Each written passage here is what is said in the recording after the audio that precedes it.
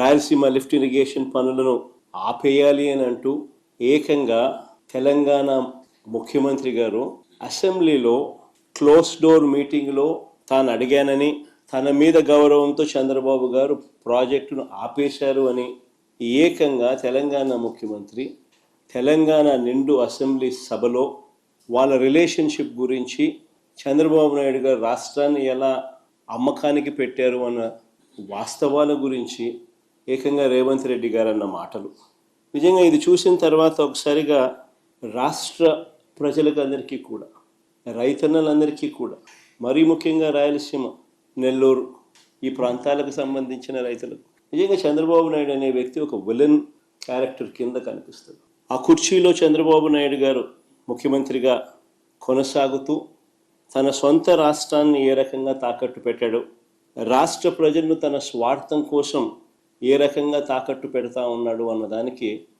రేవంత్ రెడ్డి స్టేట్మెంట్లు సాక్ష్యాలు.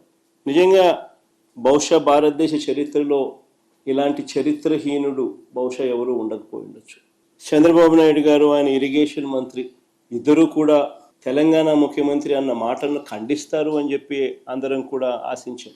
ప్రతి రైతు కూడా ముఖ్యమంత్రి ఈ స్థాయికి దిగజారిపోడు అని చెప్పి రైతు కూడా ఆశపడ్డాడు. కానీ ఆశ్చర్యం ఏమిటి అంటే చంద్రబాబు నాయుడు గారు తన ఇరిగేషన్ మంత్రితో తాను మాట్లాడించిన మాటలు, చంద్రబాబు నాయుడు గారు మాట్లాడుతూ ఉన్న మాటలు చూస్తే రాయలసీమ లిఫ్ట్ ఇరిగేషన్ స్కీమ్ అవసరం లేదు అంటూ వీళ్ళు మాట్లాడుతూ ఉన్న మాటలు చూస్తే రేవంత్ రెడ్డితో చంద్రబాబు నాయుడు గారికి ఉన్న రహస్య ఒప్పందానికి అధికార ముద్ర వేసినట్టే. కరెక్ట్గా రేవంత్ రెడ్డి కూడా ఇదే మాట్లాడాడు. చంద్రబాబు నాయుడు కూడా ఆయన మంత్రి కూడా రాయలసీమ లిఫ్ట్ అవసరం లేదు అని అంటూ చంద్రబాబు నాయుడు బరి తెగించి మాట్లాడడం కూడా వాళ్ళిద్దరి మధ్య జరిగిన ఒప్పందానికి ఆమోద ముద్ర వేసినట్టే, అధికార ముద్ర వేసినట్టే. స్వలాభం కోసం ప్రజలకు ఎంతటి ద్రోహమైనా కూడా, ఎంతటి మోసమైనా చేయడానికి చంద్రబాబు నాయుడు అనే వ్యక్తి వెనకాడడు. తన స్వార్థం కోసం పిల్లనిచ్చిన మామను ఎన్టీ రామారావునైనా వెన్నుపోటు పొడుస్తాడు. తన స్వార్థం కోసం చంద్రబాబు నాయుడు జన్మనిచ్చిన సీమను కూడా ఏమాత్రం హెసిటేట్ చేయకుండా వెన్నుపోటు పొడుస్తాడు.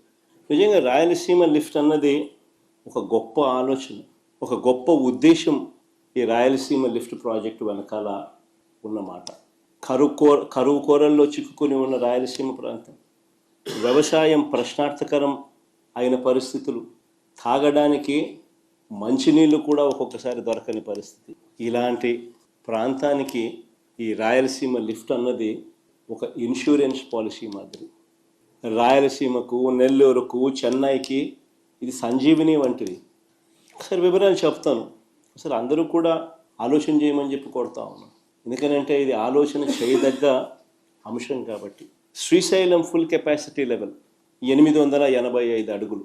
శ్రీశైలం నుంచి రాయలసీమకు, నెల్లూరుకు, చెన్నైకి నీళ్లు ప్రవహించే పోతిరెడ్డిపాడు హెడ్ రెగ్యులేటర్ సిల్ లెవెలే, అంటే బాటమ్ మోస్ట్ లెవెల్ సిల్ లెవెలే 841 అడుగుల్లో ఉంది. సిల్ లెవెలే.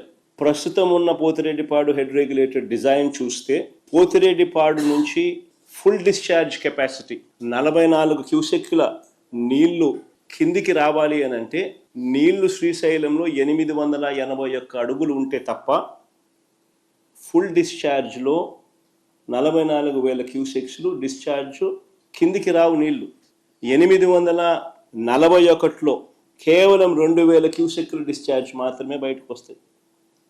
854కు పోతే కేవలం 7,000 క్యూసెక్లు మాత్రమే డిశ్చార్జ్ బయటకు వస్తుంది.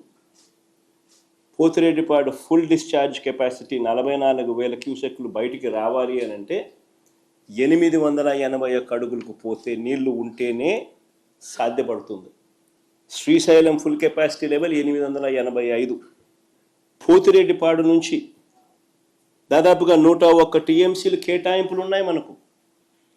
పోతిరెడ్డిపాడు దిగువన పోతిరెడ్డిపాడు నుంచి 101 టీఎంసీల కేటాయింపులు ఉన్నా సరే గడచిన 20 సంవత్సరాలలో కేవలం 3-4 సార్లు మాత్రమే కేటాయించిన మేరకు నీళ్లు కిందికి వచ్చాయి. ఇది వాస్తవం, అందరూ ఆలోచన చేయాల్సిన వాస్తవం ఇది.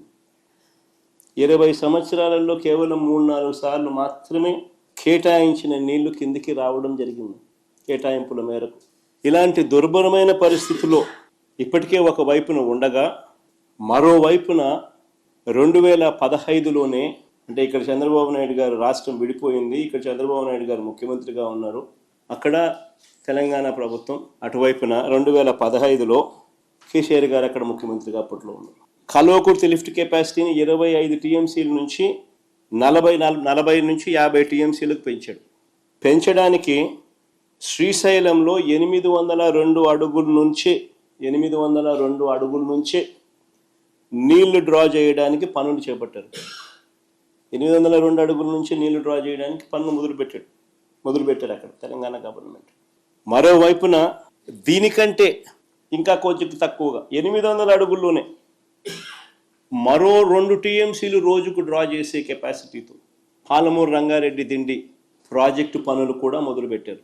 ఇంకోవైపున 825 అడుగులకి ఎస్ఎల్బిసి నుంచి మరో 40 టీఎంసీలు తీసుకెళ్లే నిర్మాణ పనులు కూడా ఒకవైపున సాగుతూ ఉన్నాయి. మరోవైపు శ్రీశైలం లేకి నీళ్లు రాకమునిపి జూరాల నుంచే నెట్టంపాడు, కోయిల్ సాగర్, భీమా లిఫ్ట్ల ద్వారా మరో 1 టీఎంసీ నీరు అటు నుంచి అటే తెలంగాణ తరలిస్తూ ఉన్న పరిస్థితి. ఇంకోవైపున 777 అడుగుల నుంచే శ్రీశైలంలో ఎడమవైపు ఉన్న పవర్ హౌస్ ద్వారా మరో 4 టీఎంసీల నీళ్లు రోజుకు ఇష్టం వచ్చినట్టుగా ఎడాపెడా పవర్ హౌస్ ఆపరేషన్స్తో తరలిస్తా నీళ్లు శ్రీశైలం నుంచి ఖాళీ చేస్తూ ఉన్న పరిస్థితి. అంటే ఒకసారి గమనించమని అడుగుతా ఉన్నా.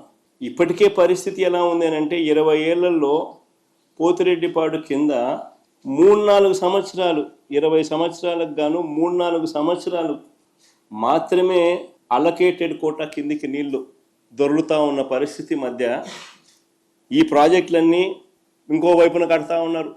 పవర్ హౌస్లో ఇష్టం వచ్చినట్టుగా పవర్ హౌస్ అనేది ఎందుకు ఆపరేట్ చేస్తారో కూడా అర్థం కాదమ్మా. ఒకవైపున రాష్ట్రంలో ఇటువైపున ప్రజలు అల్లాడుతూ ఉంటే నీళ్లు లేక, అటువైపున యథేచ్ఛగా పవర్ను 777 అడుగుల నుంచి 4 టీఎంసీ నీళ్లు శ్రీశైలం నుంచి ఖాళీ చేస్తూ పవర్ హౌస్ ఆపరేట్ చేస్తారు.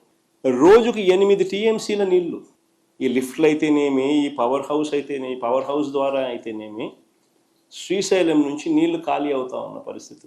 వీటి అన్నిటి ద్వారా రోజుకి 8 టీఎంసీల నీళ్లు ఈ లిఫ్ట్ల ద్వారా అయితేనేమి, ఈ పవర్ హౌస్ల ద్వారా అయితేనేమి శ్రీశైలం డ్యామ్ నుంచి ఖాళీ అవుతా ఉన్న పరిస్థితి. మన రాష్ట్ర పరిస్థితి చూస్తే అటువైపున ఈ పరిస్థితి ఉంది. మరోవైపున మన రాష్ట్ర పరిస్థితి చూస్తే శ్రీశైలం డ్యామ్ ఆపరేషన్స్తో కిందకు తెలంగాణ వదిలేస్తూ ఉన్న నీటిని మనం అడ్డుకోలేని పరిస్థితి. కింద వాళ్ళ పవర్ హౌస్ లెఫ్ట్ బ్యాంక్ వాళ్ళ ఏరియాలో ఉంది. వాళ్ళు పవర్ జనరేట్ చేయడం కోసం అత్యధిక ప్రాధాన్యత ఇస్తూ రాయలసీమ ప్రాంతంలో ఏమైతే ఏముందిలే, ఇంకో ప్రాంతంలో ఏమైతే ఏమవుతుందిలే అని అత్యంత ప్రాధాన్యత ఇస్తూ వాళ్ళు పవర్ హౌస్ ద్వారా ఇష్టం వచ్చినట్టుగా నీళ్లు 4 టీఎంసీలు నీళ్లు రోజు కిందికి డ్యామ్ను ఖాళీ చేస్తూ ఉన్న పరిస్థితి మనం అడ్డుకోలేని పరిస్థితి. అటు నాగార్జున సాగర్ లెఫ్ట్ బ్యాంక్లో పవర్ హౌస్ కింద లెఫ్ట్ బ్యాంక్ ఆపరేషన్స్ మొత్తం వారి చేతుల్లోనే ఉన్నాయి.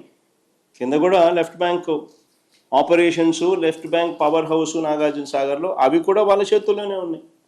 అంతెందుకు మొన్నటిదాకా మన వైపున అంటే మన భూభాగంలో ఉన్న రైట్ బ్యాంక్ కెనాల్ ఆపరేషన్స్ కూడా వాళ్ళ చేతుల్లోనే ఉన్నాయి మొన్నటిదాకా. ఎన్నికలకు ముందు మళ్ళీ మనం వైఎస్ఆర్సీపీ ప్రభుత్వం ఉన్నప్పుడు వెనక్కి తీసుకున్నాం. తెలంగాణ ఎన్నికలు అయిపోయిన తర్వాత మన ఎన్నికలకు ముందు మనం వెనక్కి తీసుకున్నాం. అంతవరకు మన భూభాగంలో ఉన్న ఆపరేషన్స్ కూడా వాళ్ళ చేతుల్లోనే చంద్రబాబు నాయుడు గారు పెట్టారు. నాగార్జున సాగర్ కిందున్న పులిచింతల ప్రాజెక్టు, దాంట్లో లెఫ్ట్ బ్యాంక్ పవర్ హౌస్ అది కూడా వాళ్ళ చేతుల్లోనే ఉంది.